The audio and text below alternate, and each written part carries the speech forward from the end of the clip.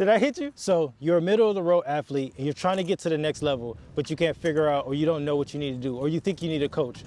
Actually, there's a lot of stuff you could do on your own before you get to a coach that you should have perfected before you get there. So today I'm gonna explain exactly what you're gonna need, the things that you're gonna need before you take that next step of getting a coach. I'm Twan, better known as Legend. I'm the fastest therapist in the world, and I use all of my experiences as being a Paralympic athlete to help you, and you are watching Legendary You. So the first thing that I would have to say is that instead of you focusing on performance, you should focus on preformance. So I'm gonna spell this out. Preformance. So performance is what you've done already, right? How did you perform in the race? How did you perform at the game? How did you perform with your dribbles in your basketball game? How did you perform at football? But preformance is everything that you're going to need to be successful. And a lot of people don't give a lot of time, don't put a lot of effort into that, right? We talk about nutrition, we talk about sleep, and we talk about like your practice. But it's beyond that, right? It's like, how are you approaching your practice?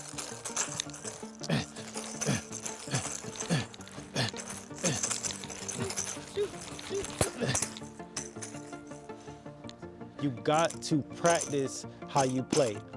If you're spending too much time working on your technique, then guess what? You're gonna get to the game, you're gonna be trying to focus on technique, you're gonna be trying to become a perfectionist, and that's gonna mess you up. And every time you make a mistake, you're gonna be like, but like, you need to learn how to win ugly.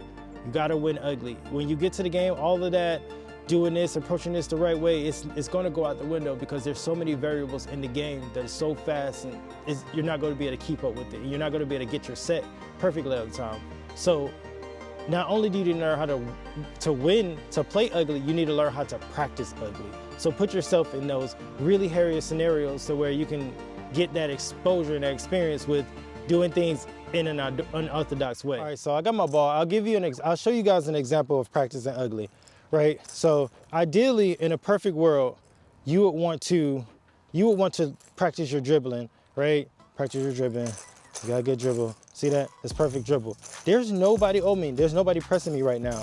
There's nobody pressing me, right? And I'm not even attempting to even act like anyone's pressing me. I'm just kind of like getting this perfect little dribble, which is great that I'm getting that practice.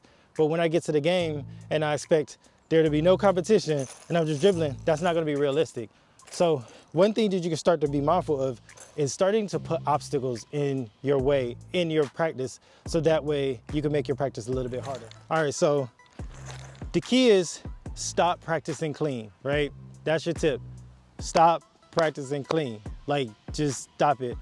And if you do have to, understand that you do need to work on your technique, but anytime you're working technique, it needs to be balanced. For every one technique day, you need to have a game-specific situational day, right? So if you got 2 technique days, guess what? You need to have 2 game-specific days. Never let that get off balance, because what you're gonna do is you're gonna start turning into one of those athletes who just run down the court. He got mad dribbles, but he ain't got no shot at all. So you need to make sure you're just practicing, stop practicing clean. All right, let's see, let me set these up.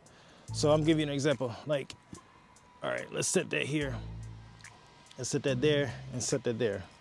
So now, right, when I was working on my dribbling drill, and right, I got my dribbling drill, I no longer am gonna be able to practice. Oh, see, now I got a problem. See, put those obstacles in your way, now I can slide through. Get through.